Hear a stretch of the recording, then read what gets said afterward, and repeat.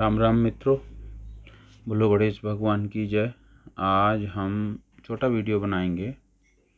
इस पे हम डिस्कस करने वाले हैं कि CTS कोर्स जो क्राफ्ट्समैन ट्रेनिंग स्कीम वो क्या है। उस प्रोग्राम पे, उस स्कीम पे डिस्कशन करेंगे।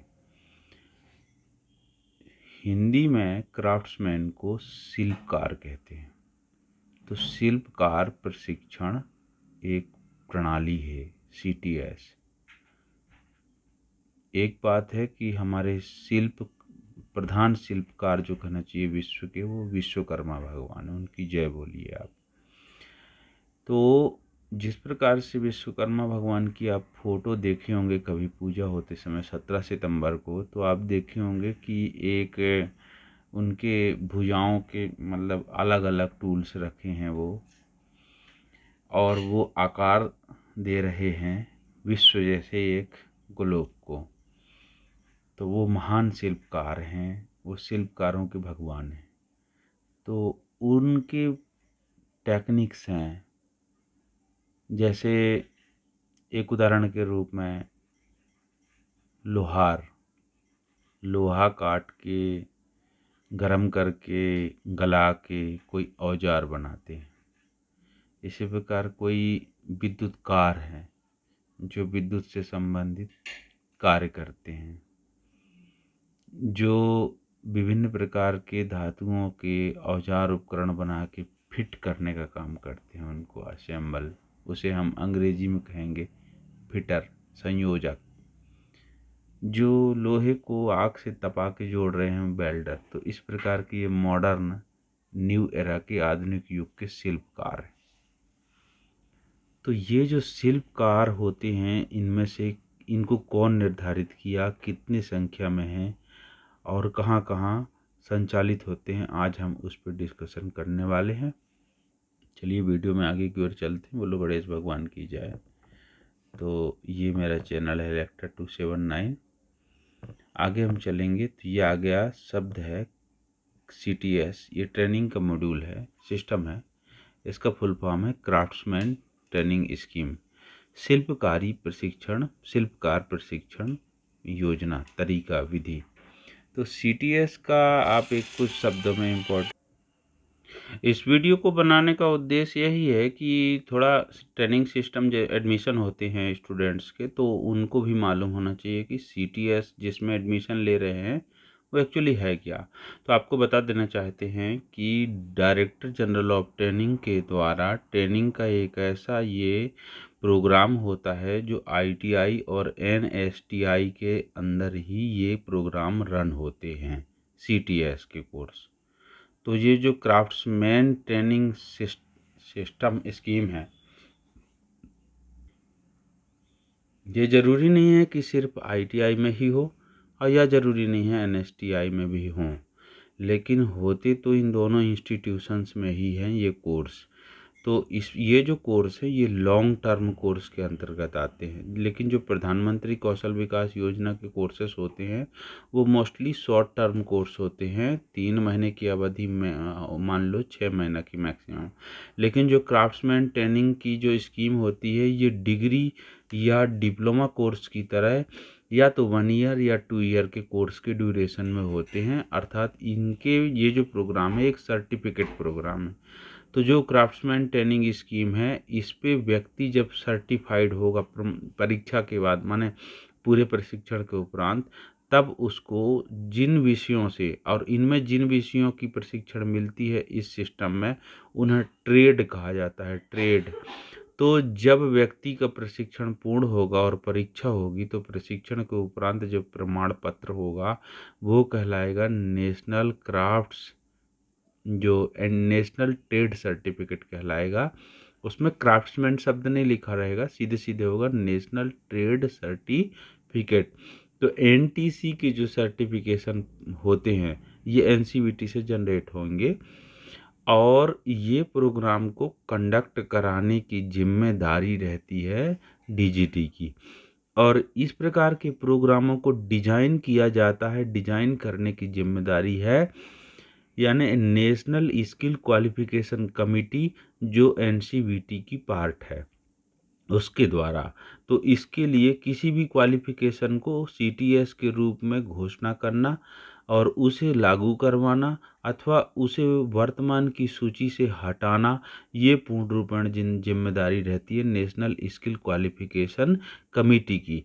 और नेशनल स्किल क्वालिफिकेशन कमेटी के बारे में हम डिस्कस पूर्व में किए थे। तो उसके अनुसार तो ये समझ लीजिए कि जो नीति आयोग है उसमें एक पार्ट है सेक्टर स्किल काउंसिल, एक पार्ट है sector mentor council. Actually sector mentor council ही उसको रिप्रेजेंटेट करेंगे, और सेक्टर मेंटर काउंसिल जो होते हैं वो सेक्टर स्किल काउंसिल के रिसर्च विंग के रिप्रेजेंटेटिव होते हैं, जो एसओपी जनरेट करते हैं, स्टैंडर्ड ऑफ ऑपरेशन, जो प्रोसेसर होता है ना, ये उसकी एक मापदंड तैयार करते हैं जिसको कहते हैं नेशनल ऑक्यूपेशनल स्टैंडर्ड, NOAS। और उनके द्वारा जनरेट किया जाता है किसी भी क्वालिफिकेशन के पैक को, जिसको कहते हैं QP। तो पहले जनरेट होगा क्वालिफिकेशन पैक, वो रजिस्टर होगा कहाँ पे, नेशनल क्वालिफिकेशन रजिस्टर में, और ये किसके अंडर में रहेगा, NCVET के अंदर में।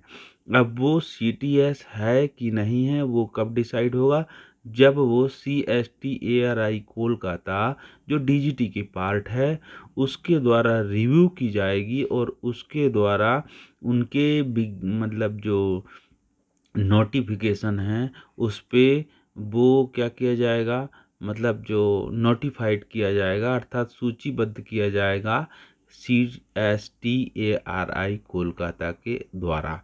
अब वो भी क्या है, वो CSTARI कोलकाता के 2-3 इम्पोर्टेंट माने जो ड्यूटी है वो रोल प्ले हो। कौन से, पहला, जो CTS कोर्स जितने भी होंगे उनके सलेबस बनाना, अर्थात सलेबस में सिर्फ सलेबस में प्रैक्टिकल की एक्सरसाइज की पूरी बिंदुवार डिटेल होगी। उसमें घंटे के साथ होगा कि एक प्रैक्टिकल में कितना आवर डिसाइडेड है, और क्वालिफिकेशन पैक में भी वो डिसाइड होगा। और उसमें सलेबस में ये होगा कि कितना थ्योरी का कंटेंट उस पर्टिकुलर एक्सरसाइज को, अर्थात उस पर्टिकुलर मॉड्यूल में पर्टिकुलर टॉपिक पे थ्योरी का कंटेंट कितना होगा, कितना कंटेंट प्रैक्टिकल का होगा। 1 सेकेंड। तो CTS जो कोर्स है वो CSTRI कोलकाता के द्वारा नोटिफाइड किए जाते हैं लॉन्ग टर्म के रूप में। CSTRI कोलकाता और भी टेट को भी संचालित करते हैं कोर्स कंटेंट बनाने में, सलेबस बनाने में। ये और बात है कि उन कंटेंट की पब्लिकेशन की जिम्मेदारी है फुल डिटेल में निमी चेन्नई की, वो इंडिपेंडेंट सोसाइटी है। पर यहाँ national council of vocational education and training NCVET के अंदर, माने NCVET की टीम में DGT की तरफ से CSTARI कोलकाता ही रिप्रेजेंटेट करते हैं, और sector mentor council CSTRI Kolkata और नेशनल स्किल क्वालिफिकेशन कमेटी ये मिलकर के NSQF को भी रिवाइज करते हैं। आपको बता देना चाहता हूँ कि CTS जो है ये स्कीम 1950 को लॉन्च हुआ था, लेकिन 2013 में जब सेक्टर मेंटर काउंसिल का अस्तित्व में आए तो 2014 से मेंटर काउंसिल के द्वारा नेशनल स्किल क्वालिफिकेशन का एक फ्रेमवर्क तैयार किया गया, और फिर 2023 में नेशनल स्किल क्वालिफिकेशन की जो फ्रेमवर्क है NSQF का रिवीजन होता है मार्च में, और तब से ये CTS 2 कहलाने लगा 2.0, अर्थात NSQF 2.0। आओ डिस्कशन अपन करते हैं इस पर क्या होता है। तो सबसे पहले एक बेसिक डाटा आपको बता देना चाहता हूँ मैं। पहले तो जो पॉइंट टू पॉइंट अपन डिस्कशन करते हैं, इस पर क्या लिखा है कि CTS was introduced by government of India in 1950।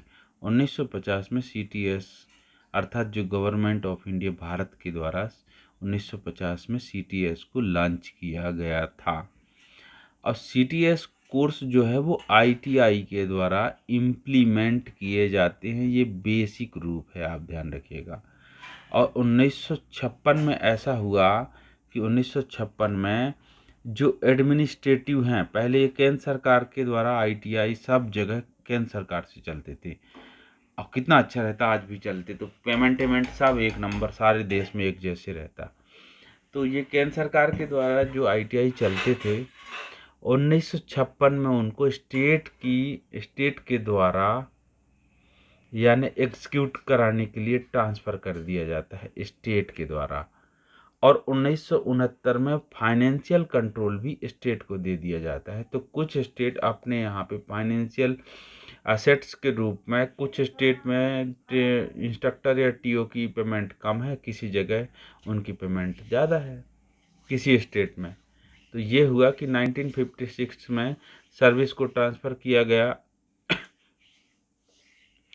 और 1969 में ये जो फाइनेंशियल कंट्रोल है, अर्थात जो वित्तीय मामले की जो जिम्मेदारियां हैं, वो स्टेट को दे दिए गए कि ITI को रन कराने के लिए, इंफ्रास्ट्रक्चर के लिए, वहाँ के तुम्हारे से इंस्ट्रक्टर के, फैकल्टी के, स्टाफ के सभी पेमेंट से रिलेटेड सारे पावर जो है 1969 में रिटर्न कर दिए गए।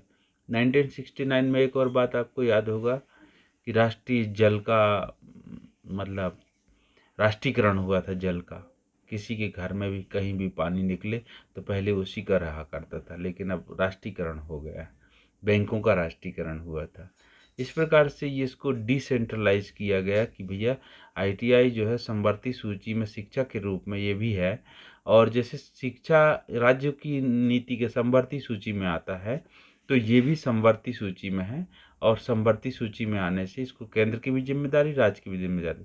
केंद्र की जिम्मेदारी है NCVT कंडक्ट कराना, कोर्स कंडक्ट कराना, कोर्स को डिजाइन करना, कोर्स के लिए माने अप्रूवल देना, और स्टेट की जिम्मेदारी है उसके मापदंड पे, केंद्र के द्वारा बनाए हुए मापदंड के अनुरूप उसको एग्जीक्यूट कराना।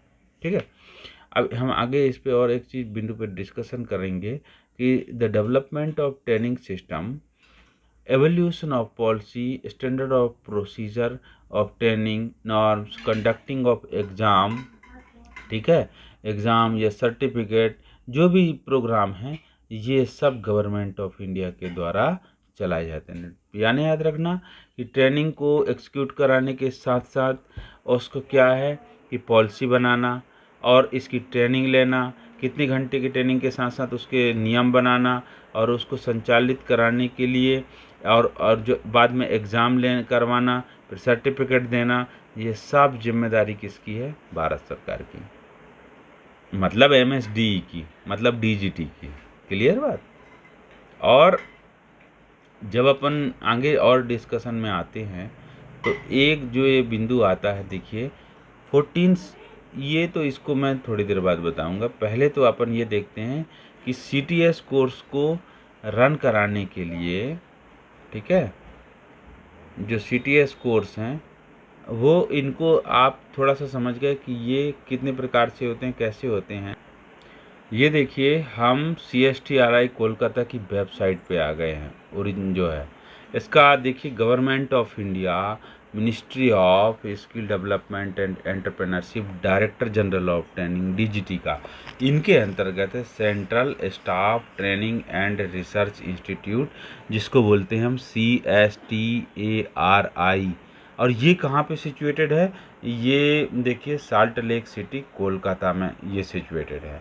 और हिंदी में देखो साफ साफ लिखा है, भारत सरकार कौशल विकास एवं उद्यमिता मंत्रालय प्रशिक्षण महानिदेशालय के अंतर्गत केंद्रीय कर्मचारी प्रशिक्षण एवं अनुसंधान संस्थान, ये इनका फुल फॉर्म है। साल्ट लेक कोलकाता, हमारे प्यारे शहर कोलकाता में ये मतलब ये इसकी बिल्डिंग प्रेमाइसेस है।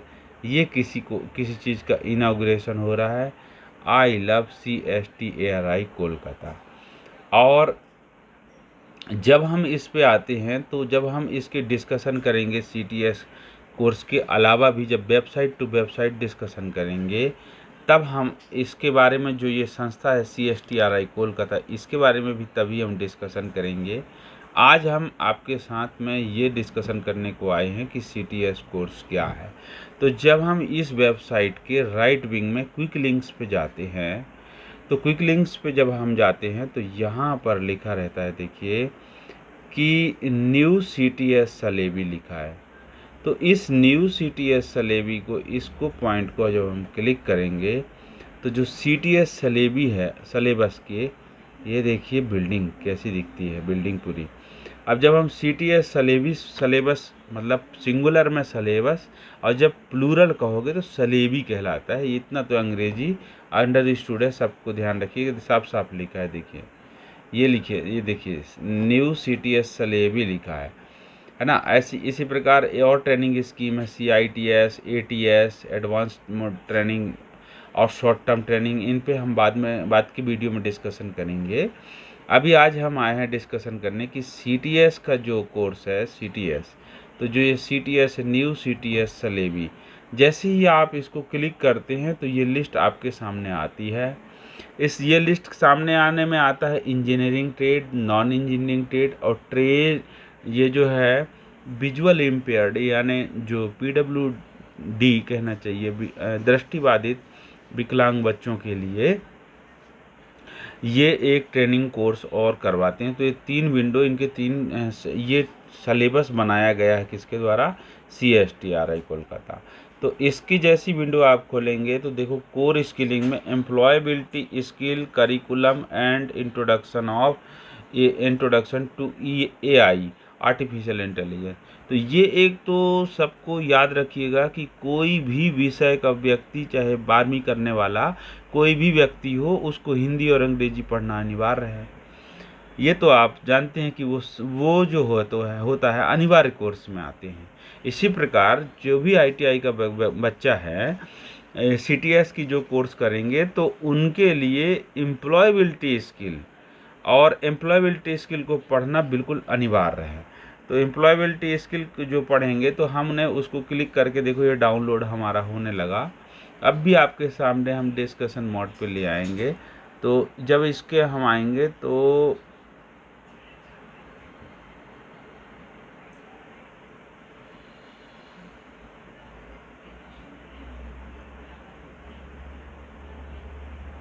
ये बिल्कुल सामने आ गया। अब भी आपके सामने डाउनलोड हुआ। इस दस्तावेज में शामिल है एम्प्लॉयबिलिटी स्किल के मॉड्यूल 120 घंटे के, सभी 1 वर्ष और 2 वर्ष के लिए। ठीक है, ये इंग्लिश में, ये पढ़ो तो ये आसान होगा।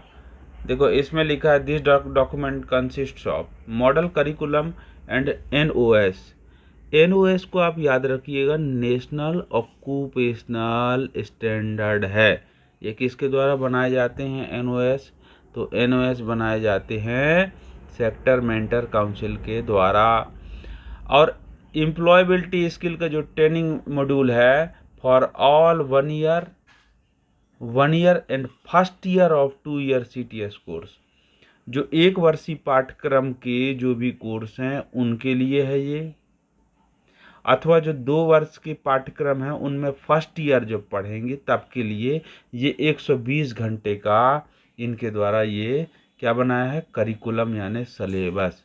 और दूसरा मॉड्यूल कहता है model curriculum and NOS of employability skill part 2। ये पार्ट 1 है, ये पार्ट 2 60 आवर्स का है। ये किसके लिए है, 2 वर्षीय पाठ्यक्रम के सेकेंड ईयर के लिए, दूसरे साल के लिए। और थर्ड नंबर पे है देखो कि ये मॉडल मतलब एम्प्लॉयबिलिटी स्किल टाइप 3 कहलाएगा, ये भी 60 आवर का है। ये common for all 6 month CTS trade. तो जो CTS के 6 माह के कोर्स वाले ट्रेड होते हैं उन सब के लिए ये अनिवार्य है। फिर कहता है देखो 7.5 घंटे का 1 साल के कोर्स में, समझ गए ना। अथवा क्या कह रहा है कि फर्स्ट ईयर 2 साल वाले के फर्स्ट ईयर में, अथवा 6 महीना के कोर्स में, अथवा 1 ईयर वाले को तो पढ़ना ही है। तो इस प्रकार से 7.5 घंटे का कोर्स ये आर्टिफिशियल इंटेलिजेंस का भी पढ़ना है। ये है एम्प्लॉयबिलिटी स्किल की करिकुलम, ये जो मापदंड दिया है। ये आ गए हमारे भारत सरकार का logo, government of India, ministry of skill development entrepreneurship, ये लिखा डायरेक्टर जनरल ऑफ ट्रेनिंग। इसके बारे में दे रहा है, देखो, कॉम्पिटेंसी बेस्ड करिकुलम, क्षमता विकास करने के आधार पे बनाया गया एक सलेबस। तो ये सलेबस है, साफ साफ देखो, एम्प्लॉयबिलिटी स्किल, अर्थात एम्प्लॉयबिलिटी यानी नौकरी या पेशा के योग्य बनाने की कौशलता। तो सिर्फ आपको हाथ से वर्क ऑर्डर नहीं बनना चाहिए, आपको बोलते भी बनना चाहिए। आपके अंदर ये भी हो कि आप मोबाइल से, कंप्यूटर से, लैपटॉप से सर्च कर सको। आपको ये भी मालूम होना चाहिए कि गूगल जेमिनाई का कैसे उपयोग करना है। आर्टिफिशियल इंटेलिजेंस में चैट जीपीटी का क्या रोल है, वो भी थोड़ा सा इंक्लूजन दे रखा है, उसमें आपको एक्ट भी मालूम होना चाहिए। तो मैं 2 मिनट इसको आपसे लूँगा अभी टाइम, और इसको हम यहीं पे आगे लेके चलेंगे। तो ये देखो, एक इकोसिस्टम बनाया है एक व्यक्ति को, कि वो व्यक्ति को और क्या क्या चीज़ समझना है। तो ये रिवाइज्ड हुआ है 2023 को, central staff and research institute, ये सॉल्ट लेक में है। ये वेबसाइट की लिंक दे रखा है, इसमें कंटेंट देखेंगे, हम सिर्फ कंटेंट देखेंगे कि जो फर्स्ट है एम्प्लॉयबिलिटी स्किल के कंटेंट है 120 घंटे का, जो 2 ईयर्स के कोर्स में फर्स्ट ईयर वाले पढ़ेंगे, और फर्स्ट ईयर वाले तो पढ़ेंगे, साथ में जो दूसरा पार्ट आ गया वो 2 ईयर के कोर्स के सेकेंड ईयर वाले बच्चे पढ़ेंगे, ठीक है। और इसके बाद तीसरे नंबर पर आते हैं कि जो भी शॉर्ट टर्म ट्रेनिंग कोर्स 6 महीने वाले बच्चे हैं 60 घंटे का, वो ये कोर्स पढ़ेंगे। तो इस पे कुछ ये इंट्रोडक्टरी बातें हैं कि नेशनल स्किल क्वालिटी, ये देखो लिखो 16 जो 16th national skill qualification committee meeting हुई थी 24 फरवरी 2022 को, तब इसका डिसाइड हुआ था। मैं वीडियो के स्टार्टिंग में आपसे डिस्कशन किया था, तब आपको ये बताया था कि कोई भी सीटीएस का डिजाइन करना, अप्रूवल करने, ये जिम्मेदारी होती है नेशनल स्किल क्वालिफिकेशन कमेटी की। उन्हीं के द्वारा ये 2022 को ये वाली सिलेबस को डिसाइड किया गया था। अब इसमें क्या है कि इसमें एक शब्द आप देख लेना कि कोलैबोरेशन में लिया गया है किसको, नेशनल स्किल डेवलपमेंट कॉरपोरेशन। तो नेशनल स्किल डेवलपमेंट कॉरपोरेशन की तरफ से एसएससी, और एसएससी की तरफ से एमसी, सेक्टर मेंटर काउंसिल रिप्रेजेंटेट करते हुए किसमें, नेशनल स्किल क्वालिफिकेशन कमेटी में गए, और डीजीटी की तरफ से सीएसटीआरआई कोलकाता, जो कहना चाहिए कि एक दायां हाथ के रूप में वो भी रोल प्ले करते हैं। तो इसमें क्या है, देखो, मैंडेटरी फॉर ऑल ट्रेड्स है, सभी ट्रेड के लिए ये अनिवार्य है। अब 60 घंटा 6 मंथ जो है, ये टाइम ड्यूरेशन दे रखा है, इसको मैं थोड़ा स्क्रॉल करता हूँ, आप देखते चलिए कि इसमें जो पढ़ाने वाले हैं उनकी योग्यता भी दे रखा है कि ये एम्प्लॉयबिलिटी स्किल को पढ़ाने के लिए किनको योग्य होना चाहिए, तो उनकी क्वालिफिकेशन ये दे रखा है। लेकिन अलग अलग, चूंकि ये समवर्ती सूची में है, तो राज्य अपने से चेंज कर देते हैं इनकी क्वालिफिकेशन। किसी राज्य में माने प्रशिक्षण के साथ, प्रशिक्षित के साथ साथ सीआईटीएस का कोर्स अनिवार्य है, और फिर अनुभव अनिवार्य है। लेकिन कुछ राज्यों में सीआईटीएस का कोर्स करना अनिवार्य नहीं है, अनुभव अनिवार्य नहीं है। जो एग्ज़ाम लेती है वहाँ की चयन जो बोर्ड है, सिलेक्शन बोर्ड है, जैसे एम्प्लॉय सिलेक्शन बोर्ड जो भी चयन लेती है परीक्षा, उसके बाद सीधे नियुक्ति मिलती है। और गवर्नमेंट ऑफ स्टेट जो होते हैं वो अपने से भी ट्रेनिंग कराते हैं सीआईटीएस वगैरह का। तो उस पर हमको अभी नहीं जाना है, हम इस पे आगे डिस्कशन करते हैं।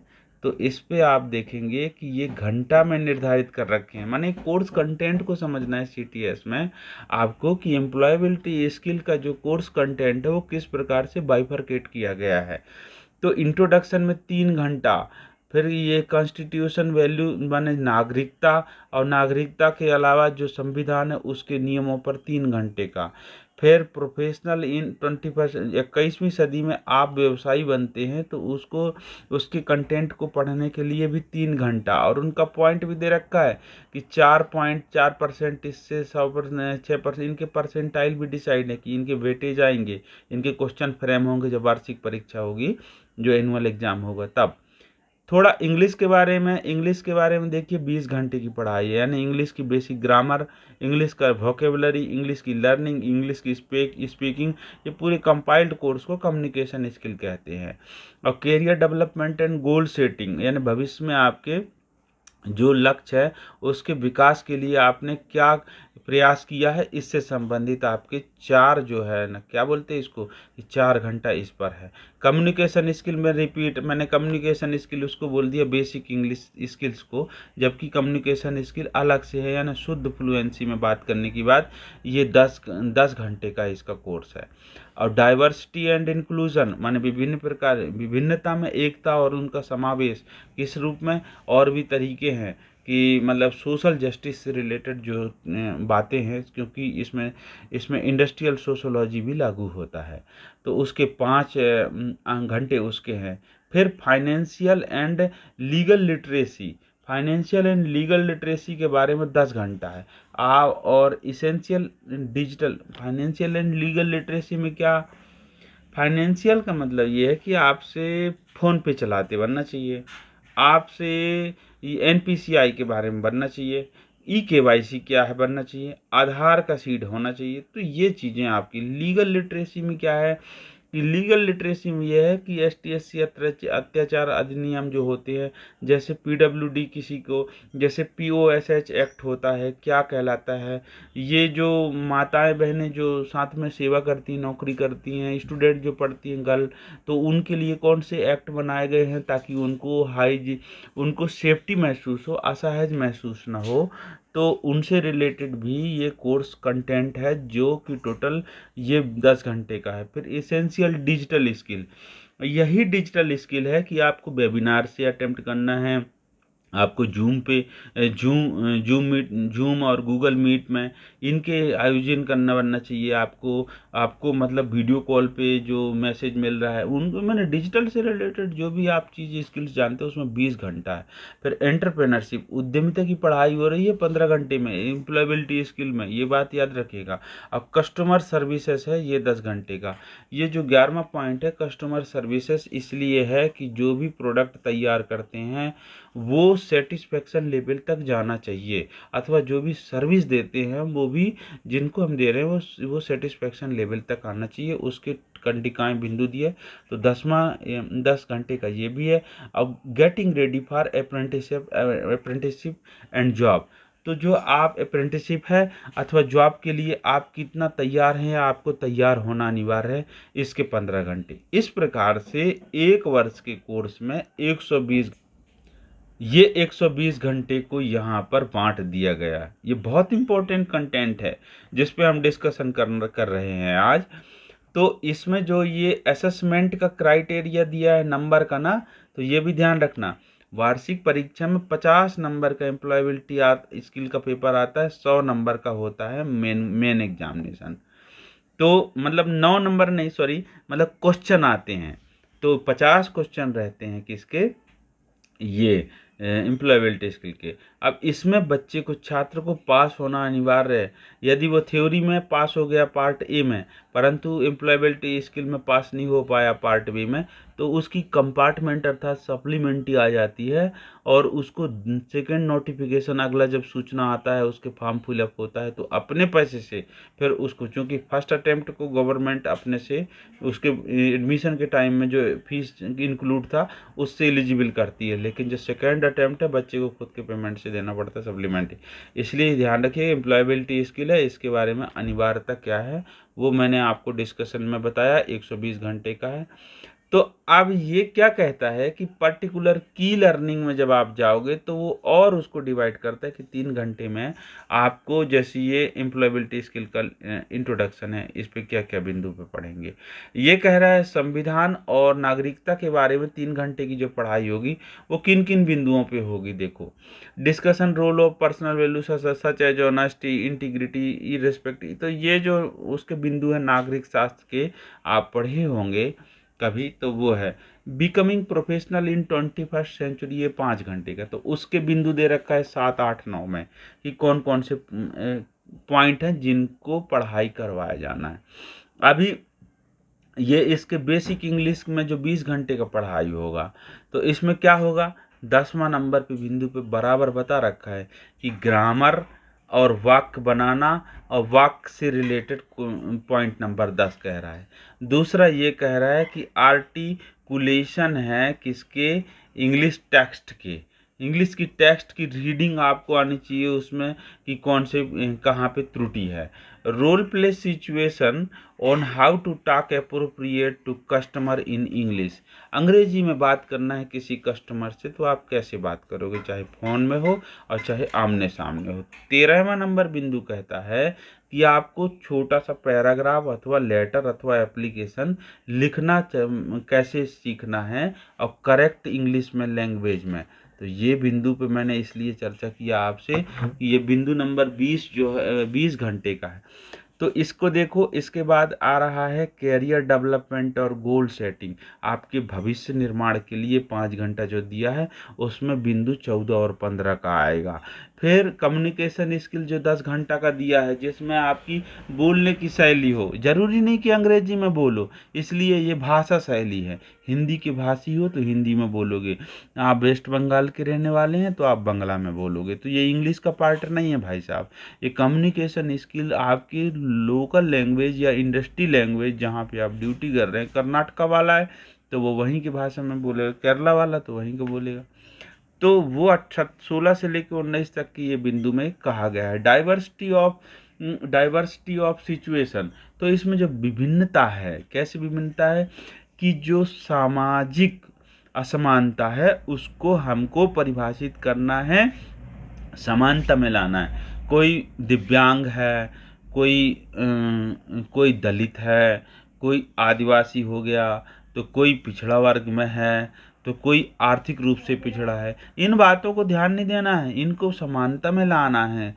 और योग्य है कि वो इतना योग्य है, वो इतनी विद्या रखे हैं और प्रमाण पत्र के साथ वो इधर पे भविष्य में नौकरी करेंगे, तो उनको क्या क्या चीज़ें मालूम होना चाहिए। अच्छा, ये भी मालूम हो कि आपके साथ यदि पक्षपात हो रहा है, शोषण हो रहा है, तो आप अपनी आवाज़, अपने अधिकार, अपने भारत के संविधान के अनुरूप किस प्रकार से आप कहाँ पे डिस्कशन करेंगे, कहाँ आप अपना ग्रीवेंस अर्थात शिकायत दर्ज कराएंगे। ये सारी बातें ये 5 घंटे में बताया जाएगा बिंदु नंबर 20 और 21 से एम्प्लॉयबिलिटी स्किल में।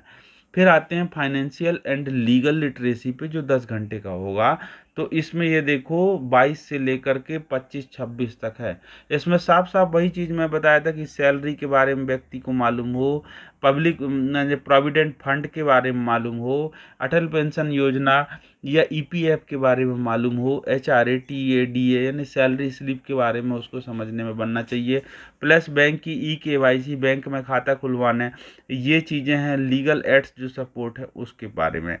फिर आते हैं essential digital skill. Digital skill में क्या है कि व्यक्ति को थोड़ा कंप्यूटर पे बनना चाहिए भाई, उसको ईमेल देखते बनना चाहिए, उसको एमएस ऑफिस पे काम बनना चाहिए, उसको यदि पावर पॉइंट प्रेजेंटेशन देना है तो प्रेजेंटेशन बनना चाहिए, उसको मतलब ये मालूम होना चाहिए कि कौन से टूल्स कहाँ पर दिया है, गूगल ड्राइव क्या है, क्लाउड का मतलब स्टोरेज क्या होता है हमारे पास। जितने प्रकार की मतलब बेसिक जो कहना चाहिए कि जो 20 घंटे के अंदर, अब एक बात बताऊं, कंटिन्यू 20 घंटा नहीं है, एक दिन में, एक सुनो, एक सप्ताह में सिर्फ एक पीरियड, 2 पीरियड ऐसा पढ़ेगा व्यक्ति तो एक साल में तब वो 120 घंटा होगा। और एक पीरियड होता है 40 मिनट का, तो 40 मिनट का एक पीरियड करते हुए वो 120 घंटे को बांट के देखो आप 8 महीना में, तब आप पाएंगे कि एक सप्ताह में मुश्किल से 2 पीरियड या एक पीरियड होगा।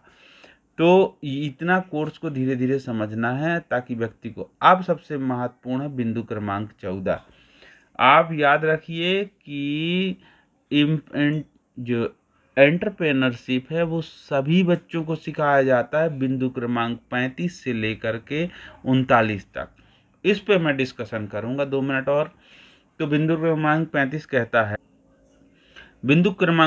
कहता है describe the type of entrepreneurship and enterprises. उद्यमिता के प्रकार और उद्यमी, जो उद्यमी होते हैं ना, माने उद्यमिता के प्रकार और जो छोटे प्रतिष्ठान, उद्यमिता और प्रतिष्ठान के प्रकार में अंतर। फिर अगला कहता है अंतर यानी उनका डिटेलिंग। फिर discuss the process of identifying opportunities for potential business and relevant regulatory and statutory requirement. इस उसके लिए जो बिजनेस से रिलेटेड जो वास्तव में जितनी पोटेंशियल चाहिए, क्षमता के बारे में कि इसको संचालित करना, एंटरप्रेन्योरशिप उद्यमिता के बारे में कि आप उद्यमी बनना चाहते हो तो आपको कहाँ पंजीयन कराना पड़ेगा, किससे संपर्क करना पड़ेगा, फिर इनक्यूबेशन क्या है, तो थोड़ा थोड़ा इनके बारे में ब्रीफली डिस्कशन है।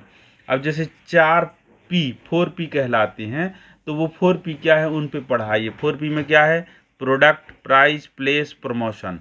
तो ये जो है ये बिजनेस के कुछ समझ में आता है कि बिजनेस करने वालों का जो कोर्स होता है उनमें ये पढ़ाया जाता है। तो उद्यमी भी वही है कि भैया अपने से स्वयं से बिजनेस खड़ा कर सके, स्वयं से कोई उत्पादक बन सके, स्वयं से किसी चीज़ का वो कॉरपोरेट बन सके, यानी सामान यहाँ से लेके वहाँ बेचने का, या स्वयं से स्टॉकिस्ट बन सके, स्वयं से कहीं बिडिंग का काम करवा सके, कभी सिर्फ ये है कि चैनल का काम करवा सके। तो ये है उद्यमी का काम।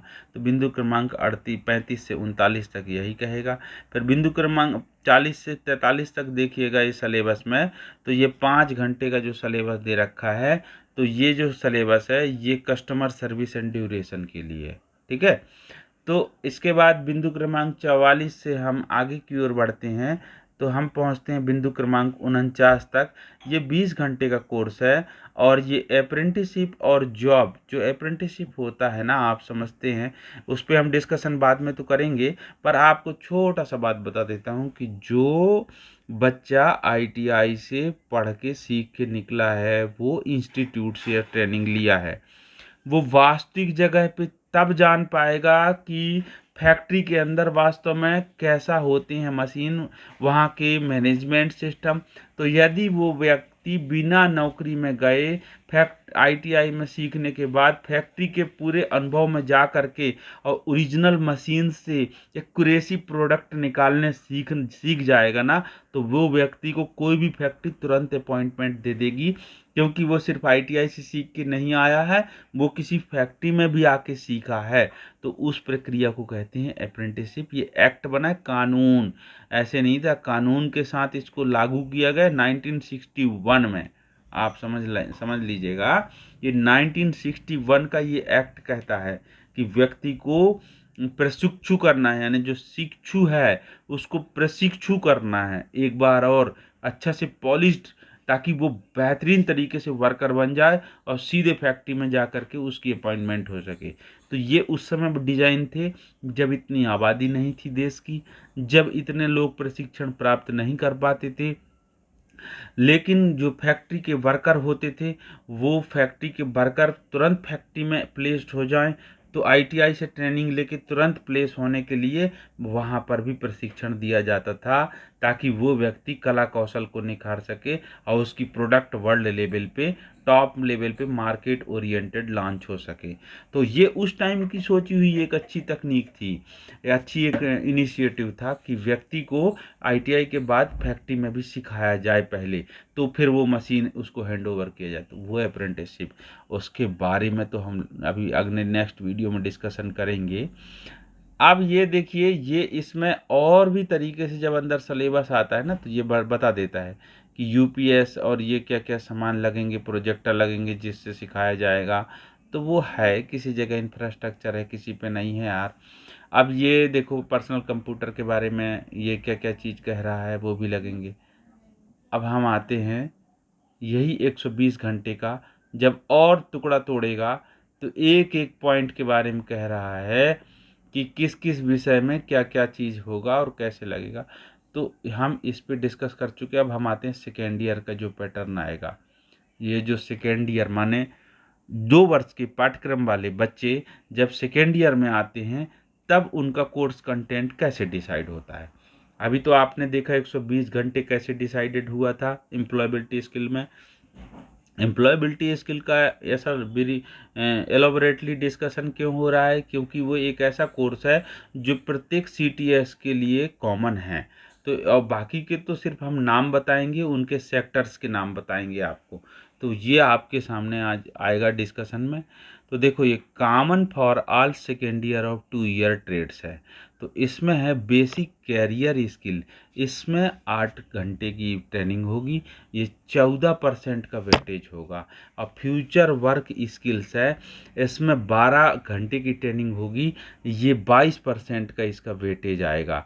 तीसरा है engagement activity number 1, family engagement. इसमें जो ये फैमिली एंगेजमेंट की बात कह रहा है, यानी व्यक्ति का जो परिवार के साथ संबंध है, अभी आप आगे दिखाएंगे। फिर एंटरप्रेन्योरल स्किल्स के भी 12 घंटे का ट्रेनिंग होगा। इंटरनेट स्किलिंग का 10 घंटे का। एंगेजमेंट एक्टिविटी दूसरी होगी, वो होगी एलुमिनाई एंगेजमेंट, तो वो 2 घंटे की होगी। ऐसी फैमिली एंगेजमेंट 2 घंटे की थी, अब एलुमिनाई एंगेजमेंट भी 2 घंटे की होगी। और एक है प्रोफेशनल स्किल्स है, यानी जैसे कोई इलेक्ट्रीशियन से किया है तो वो उसका प्रोफेशन है, तो इसलिए उसकी प्रोफेशनल स्किलिंग भी उसमें यहाँ पर लिया जाएगा। जैसे किसी ने जैसे कोई उससे किया है, किससे, वेल्डर से, तो उसकी भी प्रोफेशनल स्किल। अब देखिए एंगेजमेंट एक्टिविटी 2 आ गया, किस पर है, HR इंटरेक्शंस पे। एक्टिविटी 1 में तो फैमिली था, एक्टिविटी 2 में दो आएंगे, एक एलुमिनाई एलुमिनाई एंगेजमेंट, और दूसरा आएगा HR इंटरेक्शंस। तो ये थे। अब हम इस पे थोड़ा ब्रीफ माने समझेंगे कि जो बेसिक कैरियर स्किल 8 घंटे का है उसमें क्या चीज़ सिखाया जाएगा।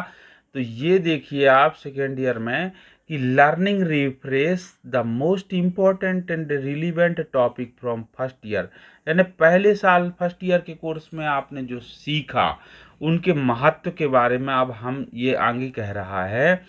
Application based learning through RPL के माध्यम से, रिकॉग्निशन ऑफ पीरियल लर्निंग के माध्यम से आप उनको और भी अर्न कर सकते हैं। जैसे learner will able to build a resume, cover letter and job application.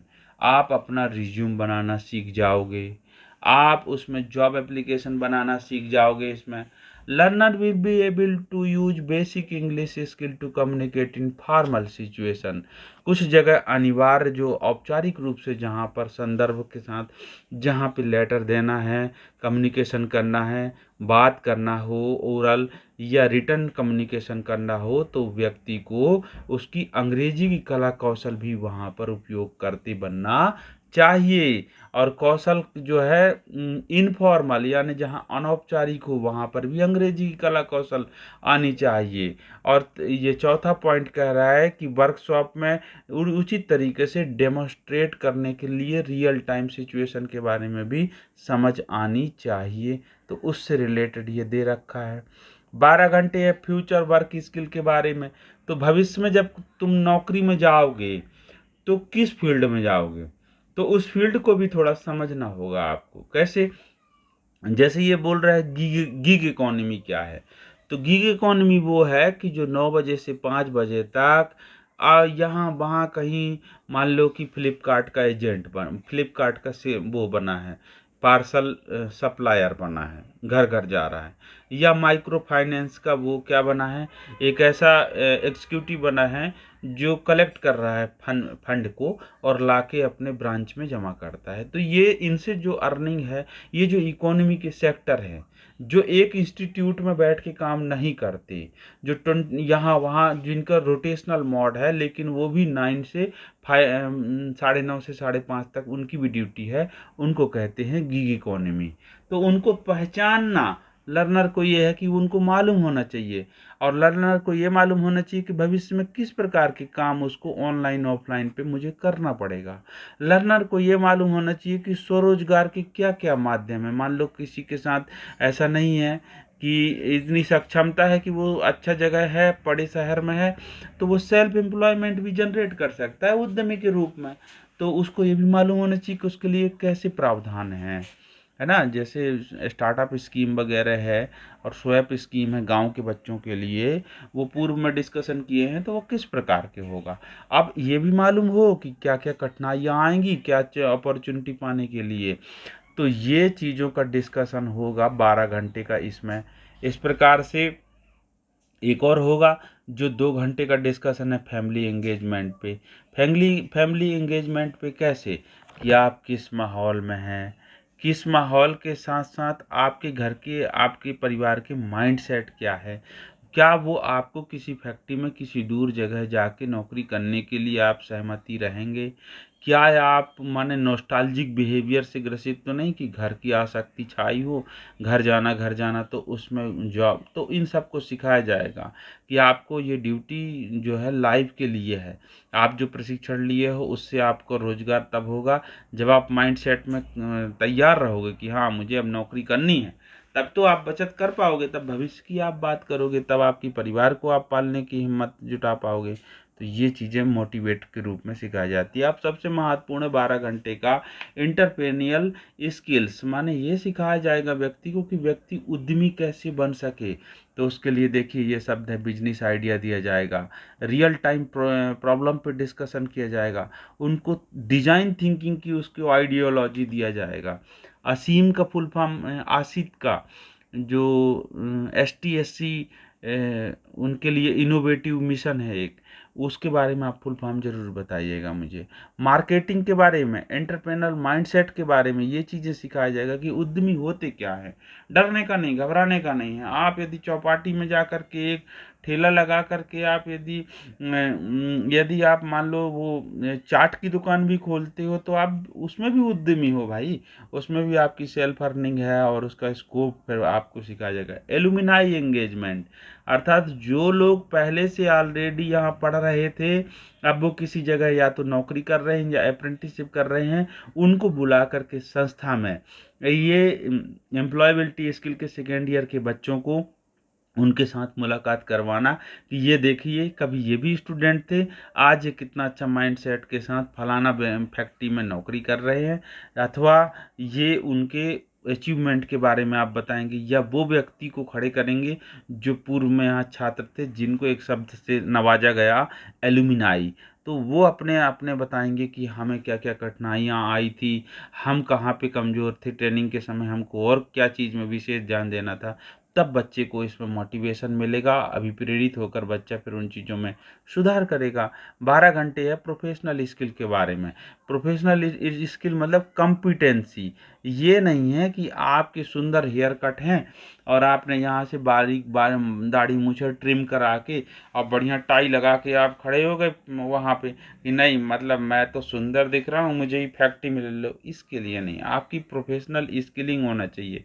ये तो बॉडी लैंग्वेज है, ये तो आपकी डिसिप्लिन में आते हैं, ये तो आपको रखना ही पड़ेगा। लेकिन आपको प्रोफेशनल स्किलिंग हो, यदि वहाँ पर छोटा सा प्रैक्टिकल अटेम्प्ट कराया गया इंटरव्यू के टाइम में कि ये बोला गया कि इसको आप फिट करके दिखाओ या इसके बारे में बताओ, तो आपको थोड़ी सी प्रोफेशनल स्किलिंग वहाँ पे शो करनी आनी चाहिए। तो उसकी भी अभ्यास कराना इंटरव्यू ओरिएंटेड है प्रोफेशनल स्किलिंग, जिसको कहते हैं creative thinking, negotiation, decision making, future thinking, ये सब आता है। कि आदमी से पूछ ले कि तुम्हारे पास ये स्थिति होगी तो तुम क्या करोगे फिर, तो वो क्रिटिकल थिंकिंग ये चीज़ भी बनना चाहिए व्यक्ति को। अचानक से फैक्ट्री बंद हो जाए, जैसे अभी अमेरिका और इसराइल के साथ मिलकर के ईरान के साथ युद्ध हो रहा है जो इन लोगों के ट्राई पार्टीज का, तो इससे इंडिया में बहुत सफ़र है। बहुत सारी फैक्ट्री सूरत में जो टाइल्स बनाते हैं वो बंद हो गए, चूड़ी जो बनती हैं वो उनकी फैक्ट्रियाँ बंद क्यों बंद हो गई, क्योंकि भाई गैस से वो फर्नेस बंद गर्म होने के लिए जो थे वो बंद हो गए। तो इससे जो व्यक्ति है उसको जॉब छोड़ने का डर लगे, तो उसको मोटिवेट करना, तो इतनी हिम्मत व्यक्ति के अंदर आए, तो ऐसी माइंडसेट, ये सब चीज़ें सा उदाहरण ITI में सिखाया जाए। इस प्रकार से सेकेंड ईयर के बच्चे, अब हम बहुत 1 मिनट ये समझेंगे कि जो 60 घंटे का जो शॉर्ट टर्म ट्रेनिंग के कोर्स हैं 6 महीने वाले, तो उसमें क्या सिखाए जाते हैं, तो उसके ये छोटे छोटे पॉइंट्स हैं जो मैं हल्का यहाँ से स्क्रॉल कर रहा हूँ, आप देख लीजिएगा कि एम्प्लॉयबिलिटी स्किल के बारे में उसका क्या है। PC1 है, PC मतलब क्या है, देखो परफॉर्मेंस क्राइटेरिया, कि परफॉर्मेंस क्राइटेरिया क्या क्या होगी, यानी स्किल की एक्टिविटी होगी, एम्प्लॉयबिलिटी एक्टिविटी होगी, कैरियर की होगी, प्रोजेक्टर की होगी, तो ये इनसे रिलेटेड है। ठीक है। अब ये 60 आवर जो 6 घंटे का है, ये जो तीसरा मॉड्यूल है शॉर्ट टर्म ट्रेनिंग कोर्स के लिए, इसमें क्या क्या है, तो इसमें एम्प्लॉयबिलिटी स्किल का 1.5 घंटा बिल्कुल वही है जो फर्स्ट ईयर के जो बच्चे पढ़ते हैं ना, अथवा जो 2 ईयर के कोर्स के फर्स्ट ईयर वाले पढ़ते हैं। तो जो भी कोर्स वो पढ़ते हैं फुल टाइम जो उनका दिया है जैसे 12 घंटा, तो यहाँ उससे आधा काट के 6 घंटा हो जाएगा। वहाँ 2 घंटे 3 घंटा, तो यहाँ उससे आधा काट के 1.5 घंटा, ये देख लो। और कुछ नहीं है भाई साहब, 120 घंटे है। फर्स्ट ईयर के बच्चे पढ़ते हैं तो यहाँ 60 घंटा। इस प्रकार से सब टॉपिक वही, पॉइंट वही, अप्रेंटिसशिप ये देख लो, financial inclusion, diversity inclusion, communication, ये सब एवरीथिंग है। अब मैं आपको वापस वहीं पे लेके चल के दिखा देता हूँ कि कैसे है। तो इस पे दिया ही है, देख लो कि जो ये पहला बिंदु है जिस पे मैंने डिस्कशन किया था अभी, ये आ गया। तो ये देखो इंट्रोडक्शन टू एम्प्लॉयबिलिटी स्किल के 3 घंटा, उसमें 1.5 घंटा था 6 महीने कोर्स में। ये 12वां नंबर देखो गेटिंग रेडी एंड अप्रेंटिसशिप, जो आपका ये 15 घंटा था, उसमें 7.5 घंटा। ये टोटल 120 घंटा था, उसमें 60 घंटा। तो इस प्रकार से मित्रों ये है एम्प्लॉयबिलिटी स्किल का जो प्रत्येक टेट के बच्चों को पढ़ना है। और इसका डिजाइन किया कि कौन किए हैं, CSTRI कोलकाता एंड टीम किए हैं।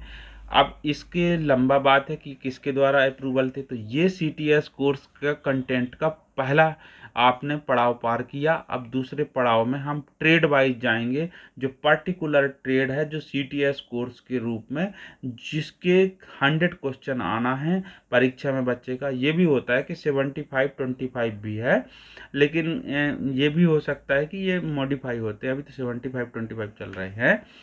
हम आगे आपको लेके चलते हैं वापस CSTRI कोलकाता के पोर्टल पे।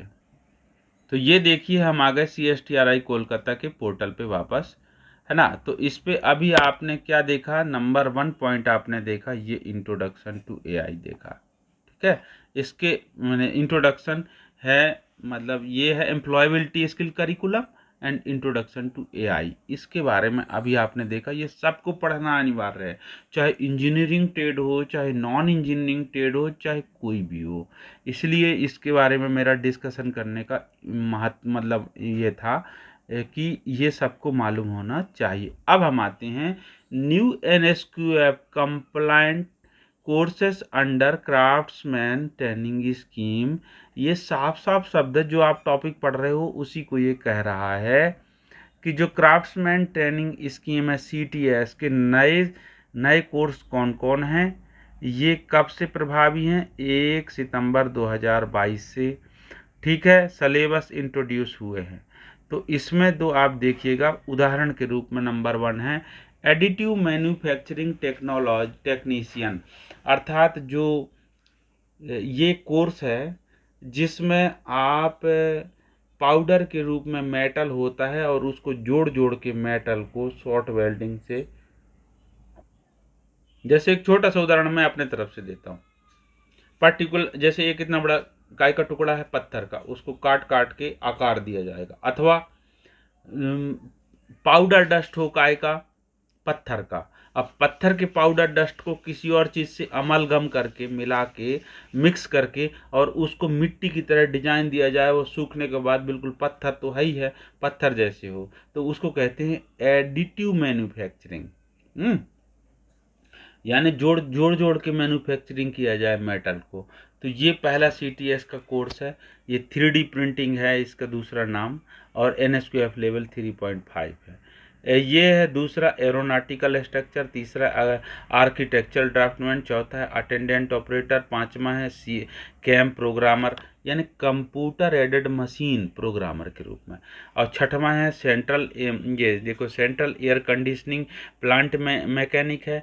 फिर सातवां है civil engineering assistant, civil engineering assistant है। ये रिवाइज्ड कोर्स है, पहले ये कोर्स नहीं था, ये 2022 के इनके बाद आया है। ये बहुत शानदार कोर्स है सिविल इंजीनियरिंग असिस्टेंट का। ठीक है, फिर CNC मशीन टेक्नोलॉजी है, फिर ड्राफ्ट्समैन सिविल है, और ड्राफ्ट्समैन मैकेनिकल है, डोमेस्टिक पेंटर है, इलेक्ट्रीशियन NSQF लेवल 4 है। मेरे प्यारे स्टूडेंट्स सभी ध्यान देना, और मेरे मित्रगण, ये जो NSQF लेवल इलेक्ट्रीशियन का 4 है ये पावर सेक्टर के अंतर्गत आता है। इसी प्रकार सभी ट्रेड किसी न किसी सेक्टर में बटे हैं।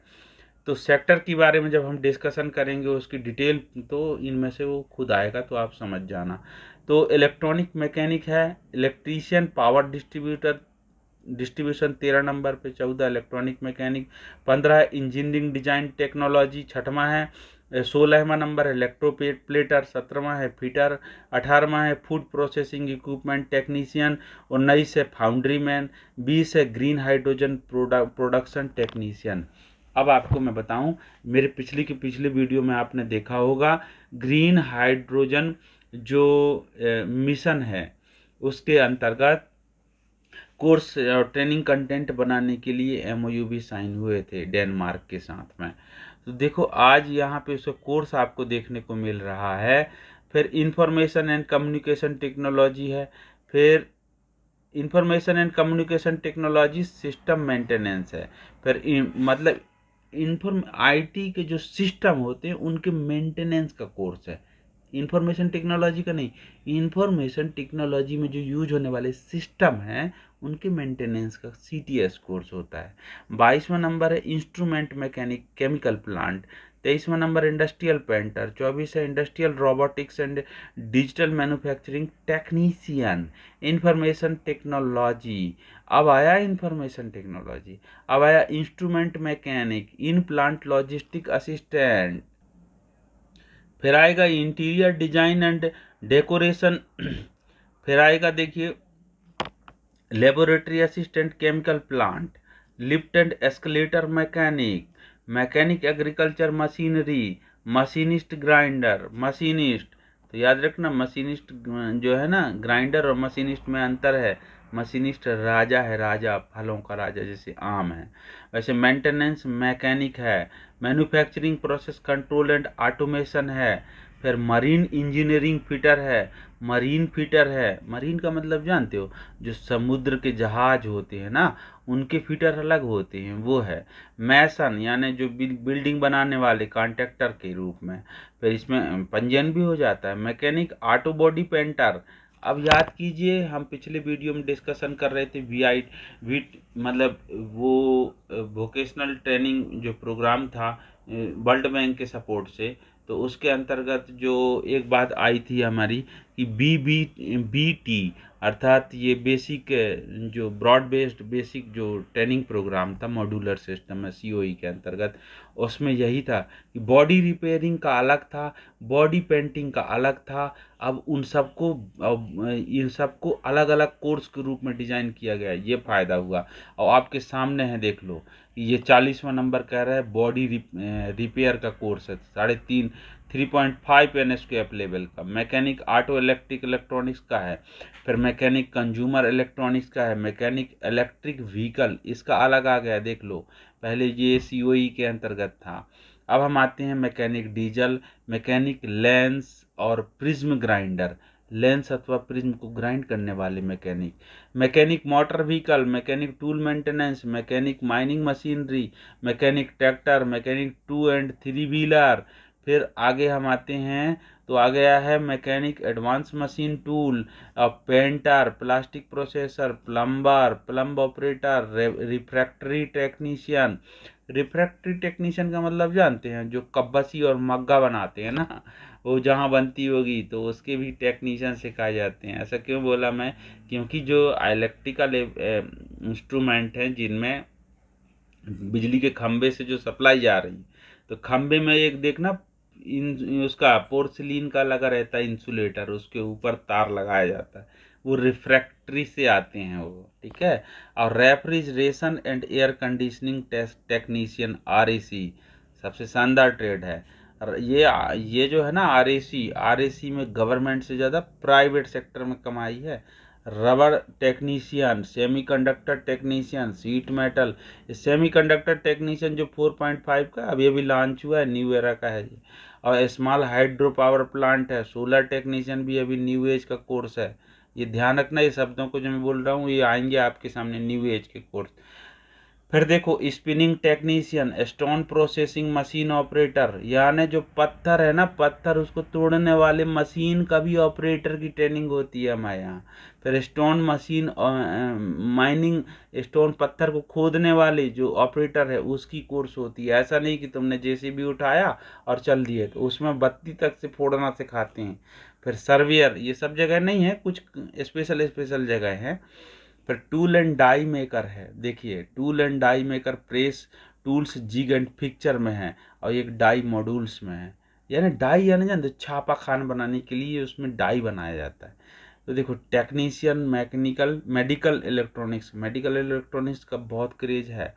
यानी जो व्यक्ति मेडिकल इलेक्ट्रॉनिक्स से किया है उसको मालूम है कि मेडिकल मशीनरी जो इलेक्ट्रॉनिक्स है, इवन सीटी स्कैनर भी जो है और एमआरआई मशीन है वो भी चलाना सिखाया जाता है। ठीक है, अभी आगे जो सबसे शानदार चीज़ है यार, जो ऑटोमेशन की दुनिया में बादशाह है, वो है मैकाट्रॉनिक्स।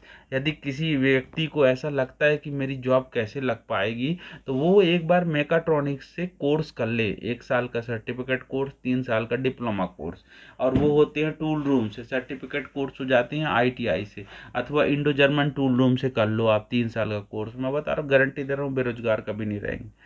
आते हैं देखो technician power electronic system, textile mechanic, textile wet processor, पर टर्नर सबसे शानदार ट्रेड है, देखो टर्नर।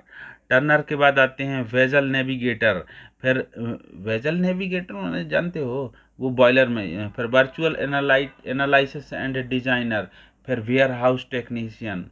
वेयर हाउस जो गोदाम होते हैं ना, वो गोदाम की भी टेक्नीशियन की ट्रेनिंग होती है। वेल्डर की ट्रेनिंग सर्वविख्यात है ट्रेड ये। अब वेल्डर गैस मेंटेनेंस का है, GMAW, GTAW, ये वेल्डर के हैं। वेल्डर पाइप की ट्रेनिंग अलग होती है। फिर आ जाओ आप तो वेल्डर जो है फैब्रिकेशन फिटिंग की है, वेल्डर है वेल्डिंग एंड इंस्पेक्शन की है।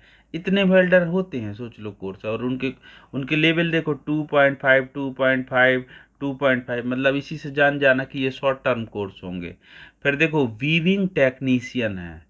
वीविंग टेक्नीशियन का मतलब जानते हैं, वीविंग टेक्नीशियन है जुलाहा के लिए। वायरमैन का ये एक ऐसा कोर्स है जो 8वीं बेस पे है और 2 ईयर का कोर्स है। ध्यान रखिएगा, ये बहुत चुनिंदा चीज़ है, हालांकि सब जगह नहीं चलाया जाता।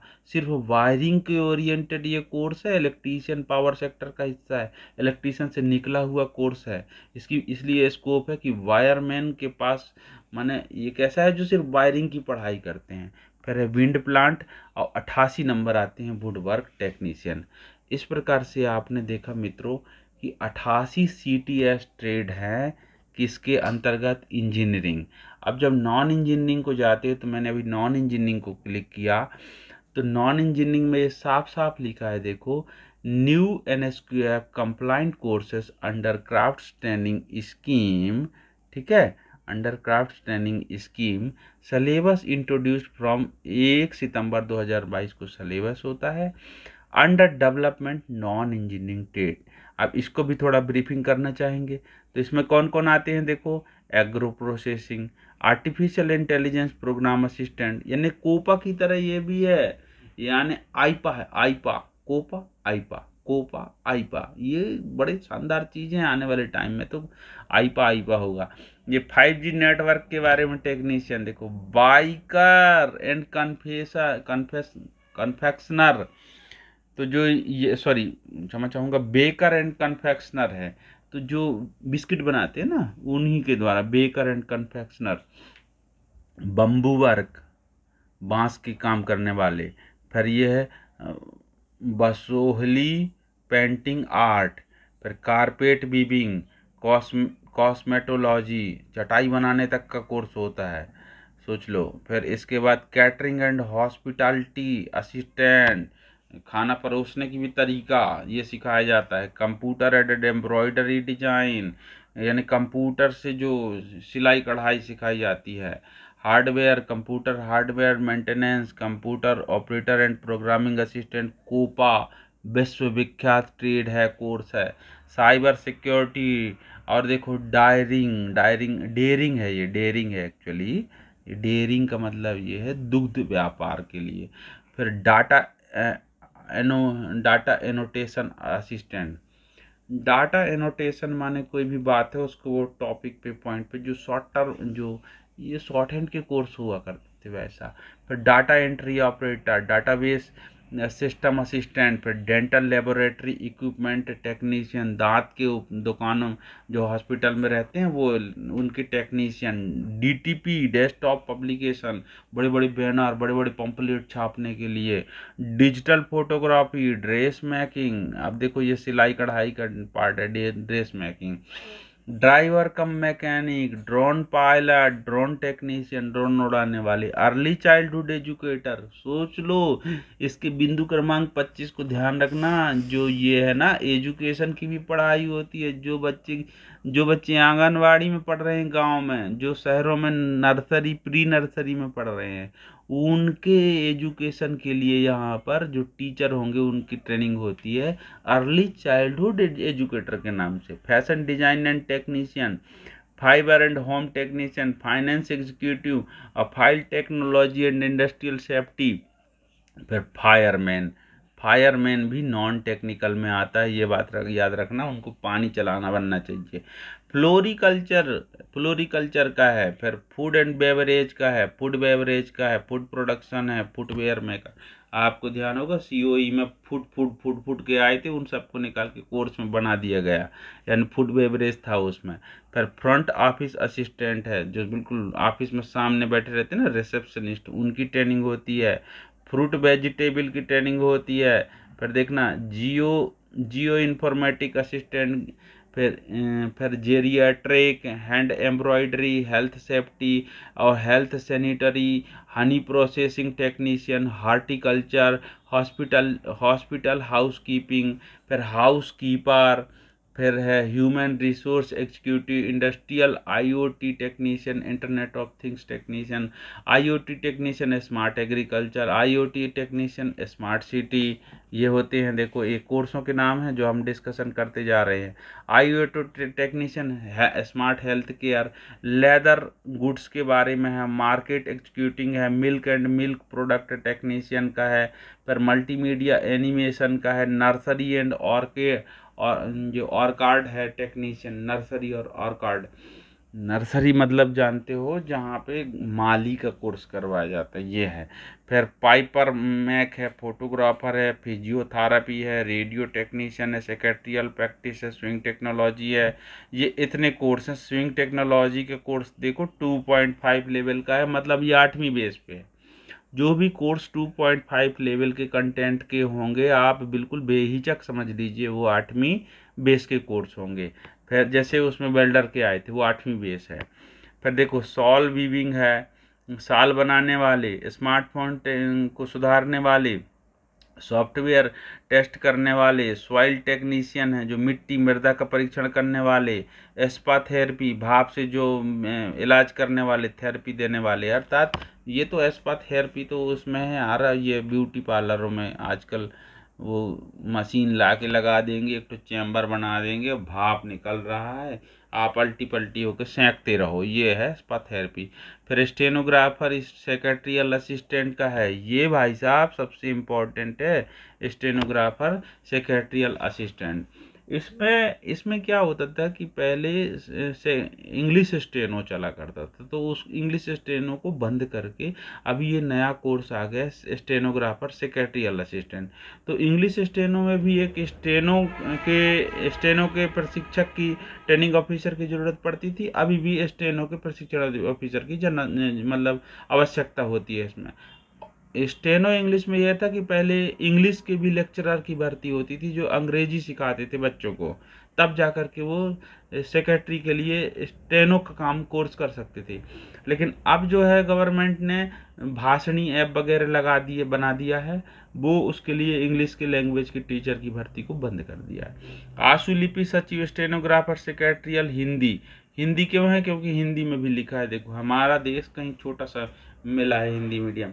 70 नंबर है सरफेस ऑर्नामेंट टेक्नीशियन, सतह को चमकाने का। फिर है टूरिस्ट गाइड का, देखो टूरिस्ट गाइड का भी कोर्स होता है। 72 नंबर है ट्रेडिशनल फुलकारी आर्टिसन, देखो फुलकारी आर्टिसन है। फिर ये travel and tour assistant, video cameraman, weaving technician and silk woollen fabrics, ऊन से कपड़ा बनाने वाले। फिर wood carving artisan, wood carving artisan माने किसी घर के दरवाजे में आप देखना उसमें ऐसे कार्विंग कर करके डिजाइन बना देते हैं, या छोटे से लकड़ी में भगवान राम को बना के दे देंगे, तो वो भी वुड का। तो इस प्रकार से 76 ट्रेड मित्रों आपने देखा, 76 होने को 77 ट्रेड होते हैं, पर इसमें तो 76 की लिस्ट है जो नॉन इंजीनियरिंग है। अब जो विकलांगों के लिए देखोगे तो सीटीएस के कोर्स में विकलांगों के लिए 5 ट्रेड है मित्रों।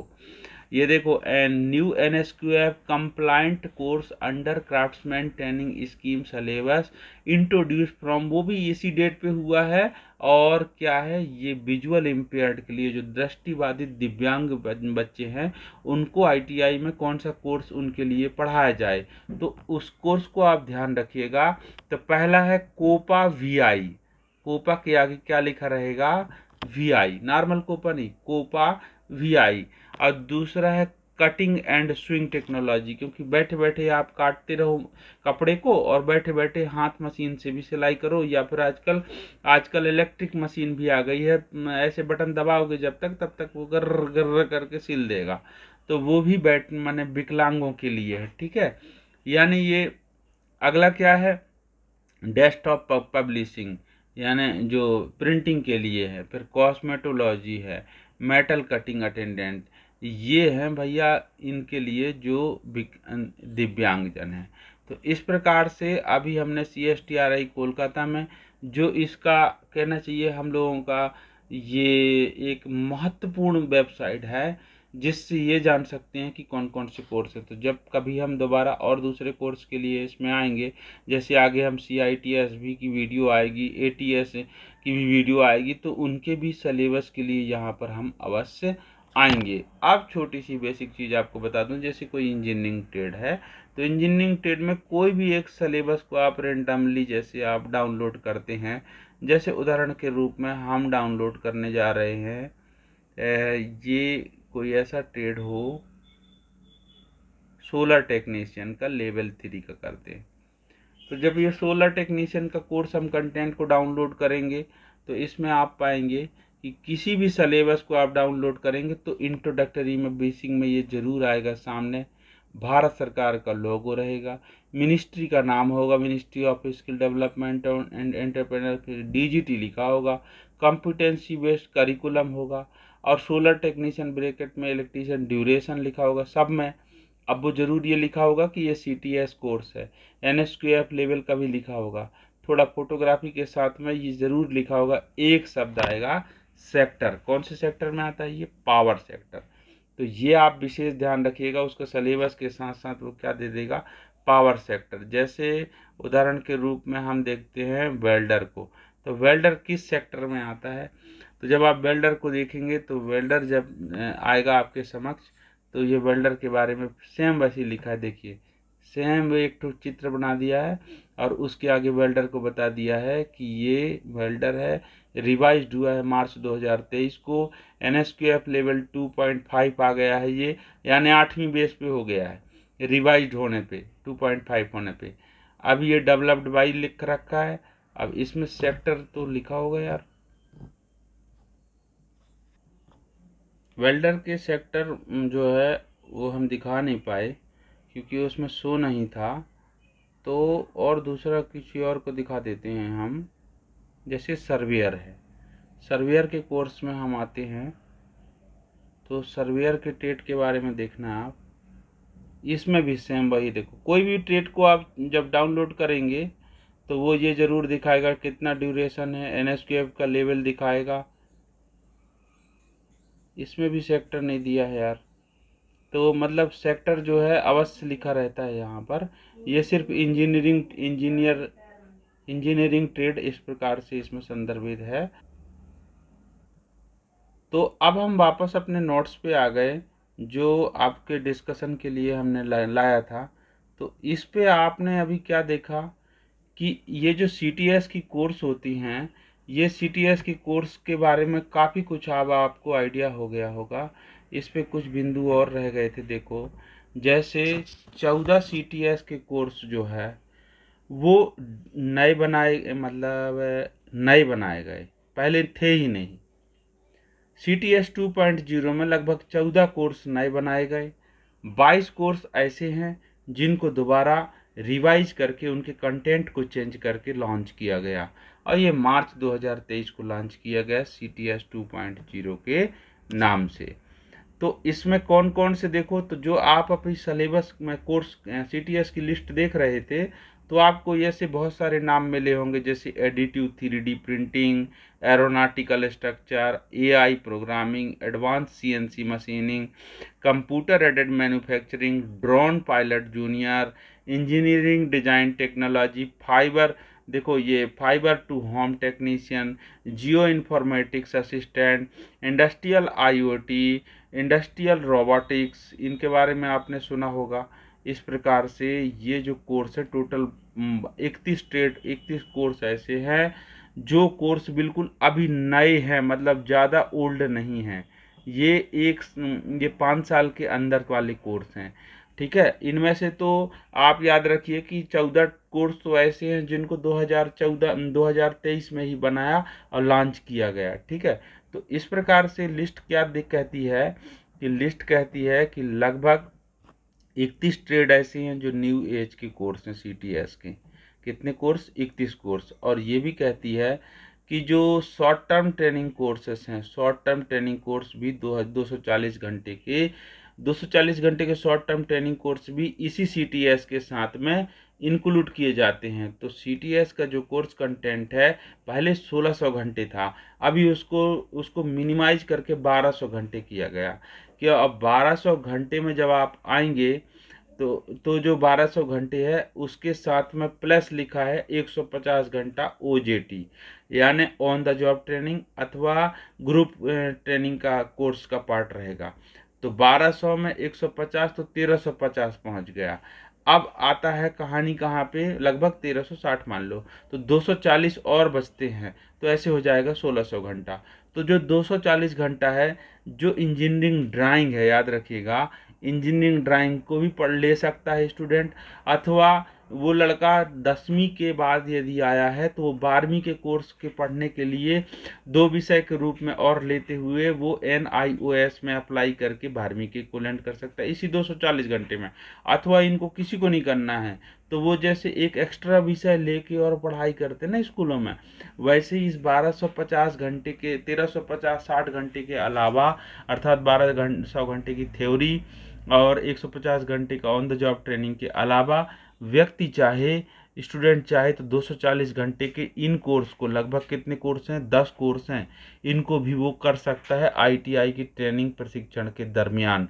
तो ये जो कोर्स हैं ये शॉर्ट टर्म ट्रेनिंग कोर्स कहलाते हैं। ये बात बिल्कुल याद रखिएगा कि ITI करते हुए उसी कोर्स के साथ साथ ये 240 घंटे के कोर्स को भी बच्चा, स्टूडेंट अपने में कर सकता है, जैसे IoT appliance, semiconductor technician, cyber security का टेक्नीशियन, बेसिक आर्टिफिशियल इंटेलिजेंस का कोर्स है, और बेसिक इंफॉर्मेशन टेक्नोलॉजी का, basic CAD computer aided machine का कोर्स है, बेसिक CNC का कोर्स है, और बेसिक, ये दिख नहीं रहा है क्या है, बेसिक RAC, हाँ बेसिक RAC का कोर्स है रेफ्रिजरेशन का, और इंडस्ट्री 4.0 का कोर्स है, और मेटल कटिंग का। इस प्रकार से 10 कोर्स को 250 घंटे में, वो 250 घंटे के उसमें कंटेंट में वो ले सकता है। अब आपको मैं बता देना चाहता हूँ मित्रों कि जो आपने CTS कोर्स के अंतर्गत इंजीनियरिंग और नॉन इंजीनियरिंग के ट्रेड देखे थे वो सब सेक्टर में डिवाइडेड हैं, कि एक पर्टिकुलर सेक्टर होता है कि ये किस क्षेत्र के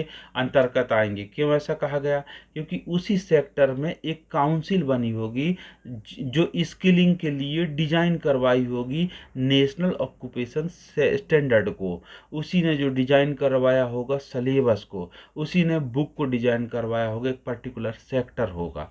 तो वो सेक्टर कौन है? अब सेक्टर के बारे में तो हम नेक्स्ट वीडियो में कभी आएंगे तो डिस्कशन करेंगे, पर मेरे नोट्स में है तो इसको चलते चलते बात पे चर्चा कर लेते हैं।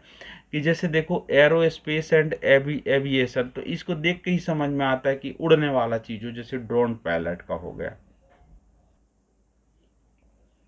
एक है एग्रीकल्चर का, 4 ट्रेड हैं एग्रीकल्चर सेक्टर में, 4 ट्रेड है। अपैरल सेक्टर में 6 ट्रेड है। अपैरल सेक्टर में कौन? Dress making, cutting tailoring, swing technology, और ये जो एम्ब्रॉयडरी का है। इस प्रकार से कोर्स है जो फैशन डिजाइनिंग, ये सब अपैरल सेक्टर में। ऑटोमोटिव यानी जो चलने वाले, जैसे diesel mechanic, tractor mechanic, motor mechanic. Tractor mechanic तो एग्रीकल्चर नहीं, नहीं वो ऑटोमेशन में आएगा, ठीक है। और ब्यूटी एंड वेलनेस, तो जैसे योगा कोई थे कर रहा है, योगा से डिप्लोमा सर्टिफिकेट कोर्स, तो वो ब्यूटी एंड वेलनेस में। Banking, finance and service, insurance, ये भी जो एक सेक्टर है, इसके द्वारा कोर्सेस होते हैं।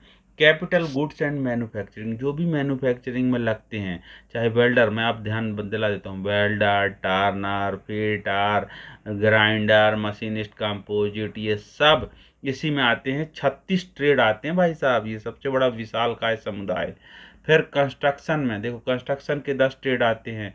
सिविल असिस्टेंट, सिविल इंजीनियरिंग के असिस्टेंट के रूप में ड्राफ्ट्समैन, सिविल के रूप में सर्वेयर है, और मेसन टेक्नीशियन है। ये सब जो है 10 ट्रेड कंस्ट्रक्शन में आते हैं। फिर केमिकल एंड पेट्रोकेमिकल के 7 ट्रेड होते हैं। अर्ली चाइल्डहुड का एक ट्रेड है मात्र, एजुकेशन रिसर्च का ये सेक्टर है, ठीक है।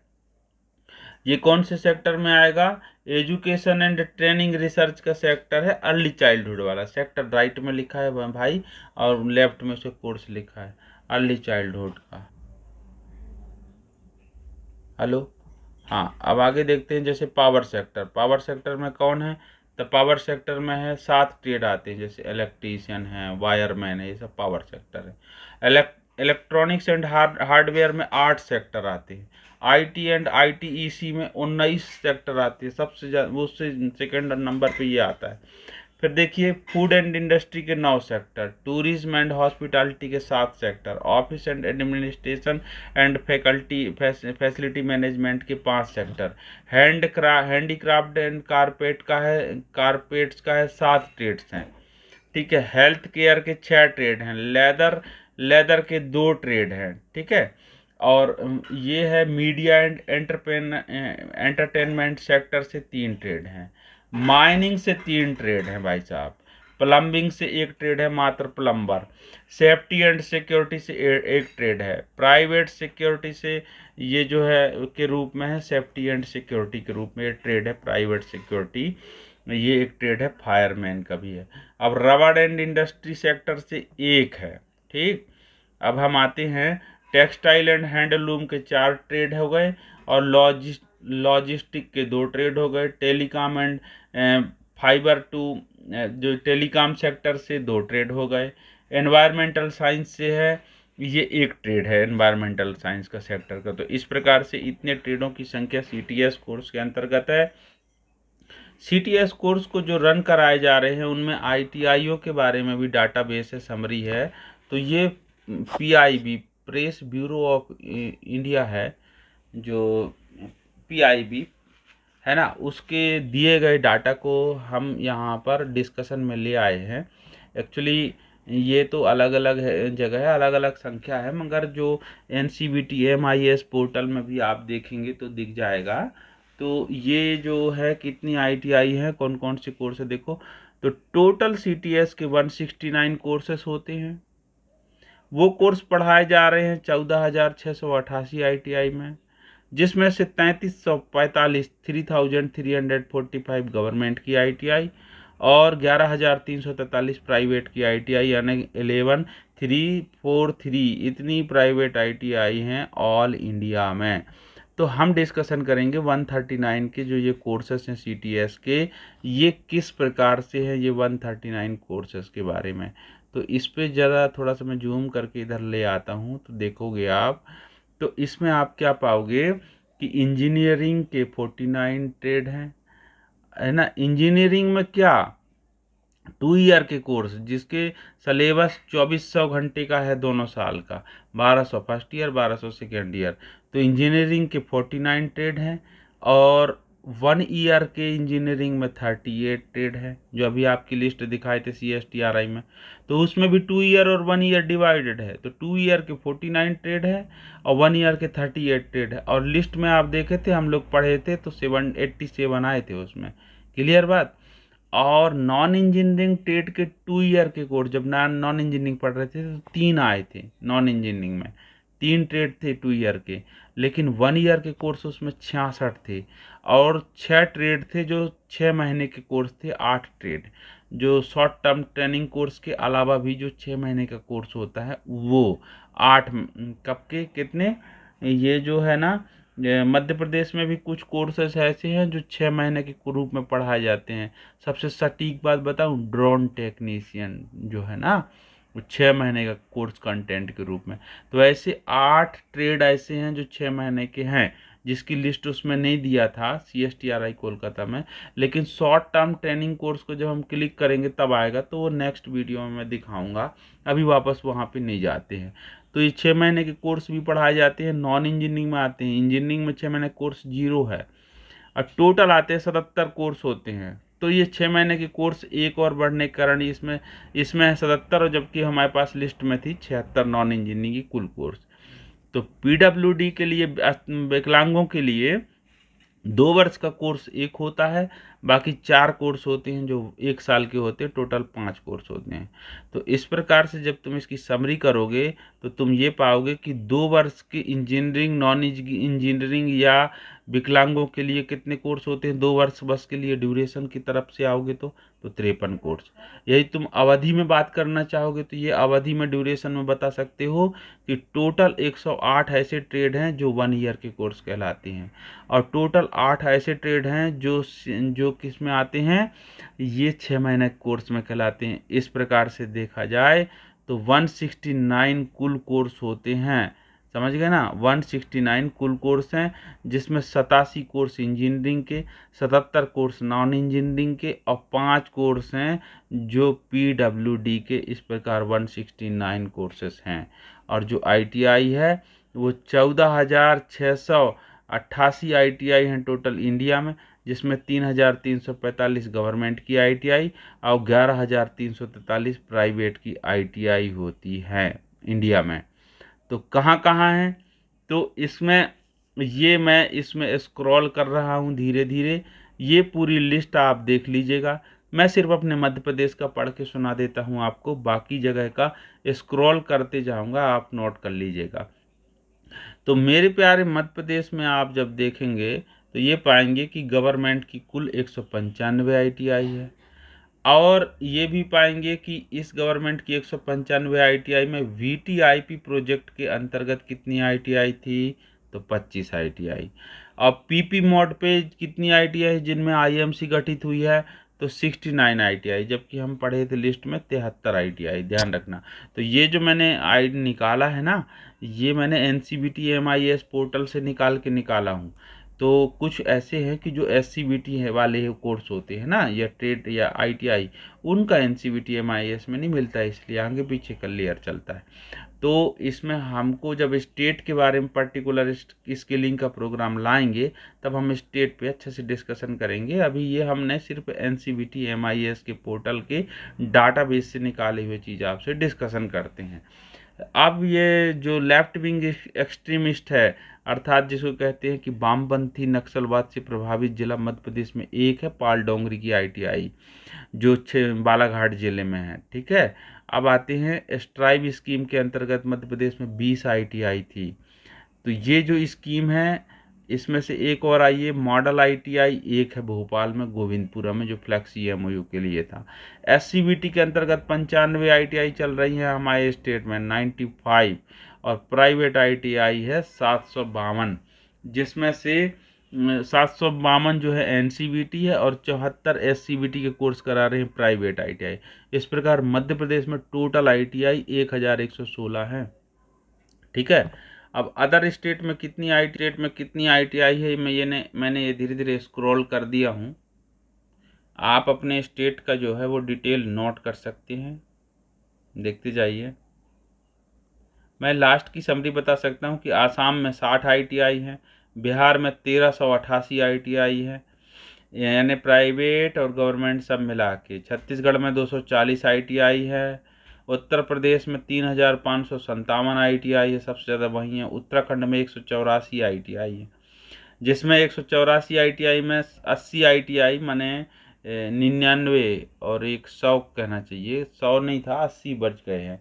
तो 80 ITI गवर्नमेंट की है उत्तराखंड में, ध्यान रखना। 71 ITI प्राइवेट ITI, और गुजरात में 530 ITI हैं, और इस 503 ITI हैं। राजस्थान में 1620 ITI, हिमाचल प्रदेश में 267 ITI, हरियाणा में 418 ITI, झारखंड में 387 ITI, कर्नाटका में 1287 ITI, केरलम में 460 ITI, फिर महाराष्ट्र में 1048 ITI, फिर अरुणाचल प्रदेश में 521 ITI, आंध्र प्रदेश में 521 ITI, क्षमा चाहूँगा, तेलंगाना में 322 ITI, ओडिशा में 500 ITI हैं, तो जिसमें 73 गवर्नमेंट की ITI है और 427 प्राइवेट ITI हैं। उड़ीसा की ये स्थिति है। जम्मू कश्मीर में 49 ITI हैं, जिसमें से 51 टोटल होती हैं SCBT को मिला के। तमिलनाडु में 530 ITI हैं, पंजाब में 325 ITI हैं, वेस्ट बंगाल में 327 ITI हैं, और गोवा में है 14 ITI। अब इस प्रकार से ये सिंगल ये यूनियन टेरिटरी की लिस्ट रखी है आपके सामने कि लक्षद्वीप में 1, दिल्ली में 46, सिक्किम में 4, अरुणाचल प्रदेश में 7, मेघालय में 7, मणिपुर में 3, मिजोरम में 9, नागालैंड के में टोटल है 9 और 2 11, हमने टोटल नहीं लिखा है, 9 और 2 11, और त्रिपुरा में है 20 ITI, चंडीगढ़ में है 2 ITI, पुडुचेरी में है 8 और 2 10 ITI, लद्दाख में है 3 ITI, अंडमान एंड निकोबार द्वीप समूह में है 4 ITI, और दादर दमन दीव नागर हवेली, इन जो DDDDNH है ना, यहाँ पर टोटल 8 ITI। तो इस प्रकार से हमने CTS और CTS को रन कराने वाली ITIयों की संख्या के बारे में इसको लंबे डिस्कशन के साथ कैसा लगा वीडियो आप अवश्य बताइए। तो ये आज की वीडियो को हम यहाँ कंक्लूड करेंगे, जिसमें आपने CTS के बारे में क्या क्या कंटेंट थे, थोड़ा सा ब्रीफिंग करने में टाइम, एम्प्लॉयबिलिटी स्किल भी लिया, पर वो ज़रूरी था। तो ये बच्चों को भी मालूम होना चाहिए, लोगों को भी मालूम होना चाहिए कि सिर्फ एक विषय बस पढ़ना नहीं है, पर्टिकुलर कोर्स हैं, कोर्स सेक्टर में बटे हुए हैं, कौन कौन से कोर्स नए हैं, कब लॉन्च हुए हैं, कौन कौन सी ITI किस स्टेट में कितनी ITI है। तो ये मैंने समरी बनाया था। ये देखो, नर्मदा मैया की जय बोलिए मित्रों। अब हम अलविदा कर रहे हैं, इस वीडियो को क्लोज कर रहे हैं। मेरा चैनल है, आप सबका प्रेम सहयोग बना रहे। जय हिंद, जय भारत, बोले भोलेनाथ की जय।